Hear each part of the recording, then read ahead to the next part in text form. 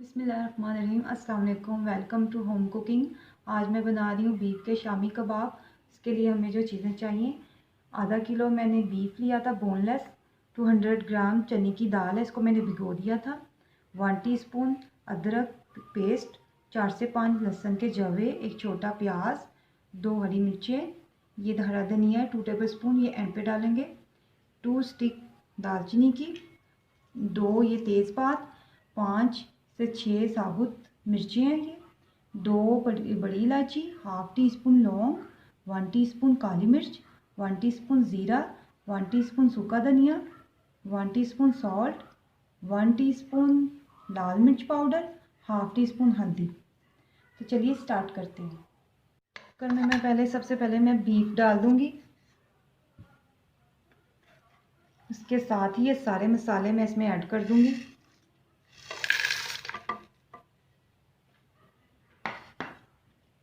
मैंने सबसे पहले बीफ डाला है। बीफ को मैं प्रेशर लगाऊंगी, दाल को बाद में डालूंगी। प्याज, हरी मिर्चें, 2 कप पानी में इसमें ऐड करूंगी। अब इसको मैं 15 मिनट के लिए प्रेशर लगाऊंगी, फिर इसके बाद मैं इसमें दाल डालूंगी। कुकर को 15 मिनट हो गए लगाए हुए प्रेशर को।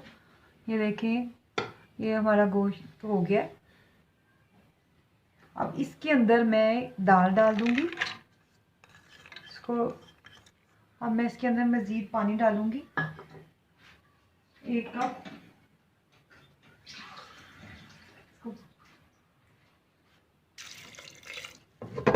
पानी इतना डालना है कि आपका ये जो दाल है इसमें थोड़ी थोड़ी डिप हो जाए, ज़्यादा नहीं डालना।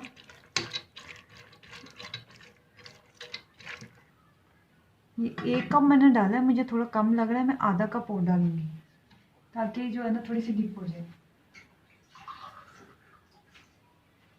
अब इसको मैंने इसी में कुक करना है, नॉर्मल हीट पे, बहुत ज़्यादा फ्लेम ऑन नहीं रखना। बस ये पानी ड्राई हो गया है।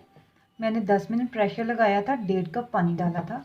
ये देखिए बिल्कुल ड्राई हो गया है। इसमें इसके अंदर से जितना भी साबुत गरम मसाला है वो आपने निकाल लेना है।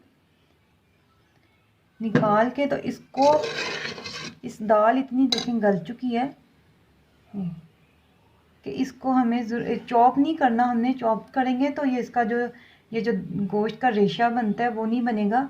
आप बेहतर यही है कि इसको इसी में मैश कर लें। इस तरह से थोड़ी सी मेहनत होती है, लेकिन अगर इस तरीके से आप इसको करेंगे तो ये बहुत अच्छे बनेंगे।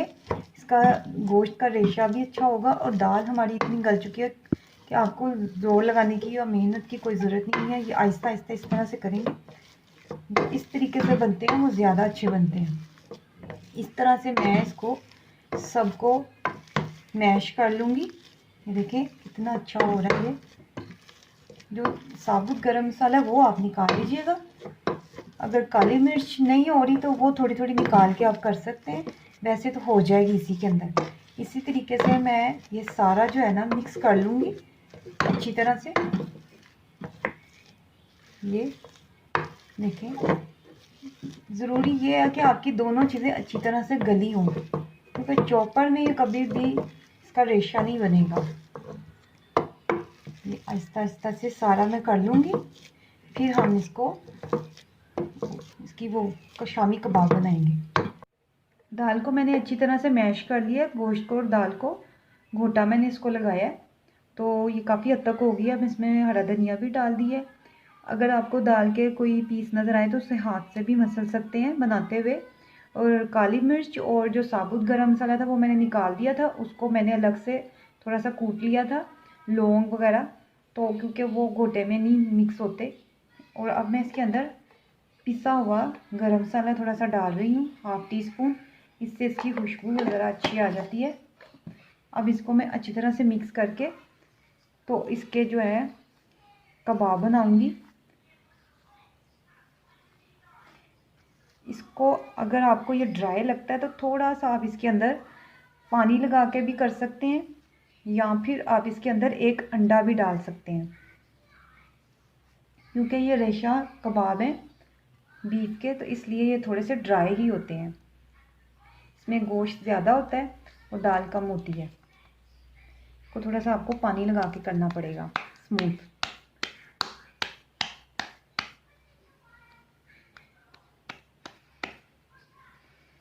जिस तरह की आपने बनाने हैं कबाब उस हिसाब से बना लें। गोल, ज़्यादा गोल, या कुछ चिपटे होते हैं, कुछ ज़रा गहरे होते हैं। ये मैं कबाब मैंने सारे रेडी कर लिए हैं। अब इनको मैं अंडा लगा के और फ्राई करूँगी। अब इसको मैं फ्राई करते जाऊँगी हल्की आंच पे। अंडा लगा के फ्राई करना है।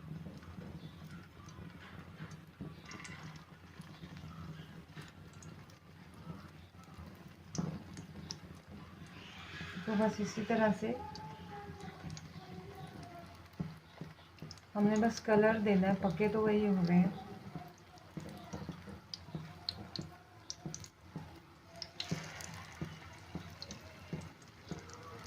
सब पे अंडा लगा के मैं इस तरह मैं ये सारे फ्राई कर लूँगी अंडा लगा के।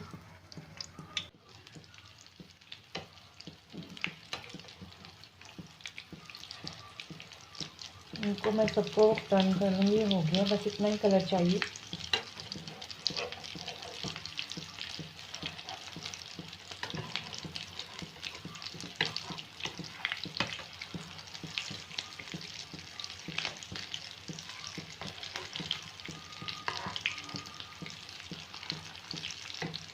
ये कबाब मैंने रेडी कर लिए हैं। ये बहुत ही मज़े के बनते हैं, रेशेदार होते हैं। आपने इसको इसी तरह से बनाना है, ट्राई करना है। अगर आपको मेरी ये रेसिपी पसंद आती है तो please subscribe my channel, like and share my videos. अल्लाह हाफिज़।